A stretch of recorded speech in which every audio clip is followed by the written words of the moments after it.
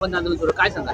देशातील 10 कामगार संघटनांनी मोदी सरकारने आणलेले कामगार विरोधी कायद्यांचा निषेध करण्यासाठी, ते कायदे रद्द करण्यासाठी आज देशातील सर्व कामगार संघटना, शेतकरी बंधू आज मोदी सरकारने आणलेले कामगार कायदे रद्द करा याच्यासाठी एक दिवसाचा संप पुकारलेले आहेत। मोदी सरकारने जे नवीन कामगार कायदे आणलेले आहेत आणि जे जुने 29 कामगार कायदे रद्द केलेले आहेत, ह्या नवीन कामगार कायद्यांमुळे नोकरीची शाश्वतता राहणार नाही, परमनंट नोकरी मागता येणार नाही, कामगार बेरोजगार होतील।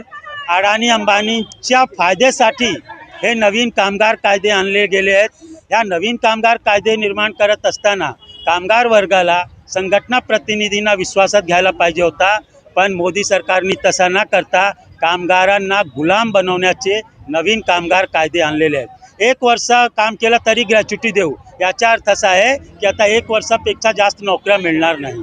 कारखाने उघडले जातील, पण कारखान्यामध्ये काम करणारे कामगारांना सामाजिक सुरक्षा मिळणार नाही।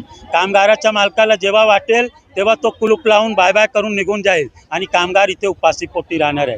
ह्या कामगार विरोधी जे नवीन कायदे आणलेले आहेत, डॉक्टर बाबासाहेब आंबेडकरांनी संविधानाने जे कायदे आम्हाला दिले होते, ते कायदे समूल नष्ट करण्यात आलेले आहेत। या कामगार विरोधी कायद्याचा निषेध करण्यासाठी आज दिल्लीच्या राजधानीपासून ते गाव पातळी, तालुका, जिल्हा, पूर्ण देशामध्ये 30 कोटीपेक्षा जास्त कामगार रस्त्यावर आलेले आहेत।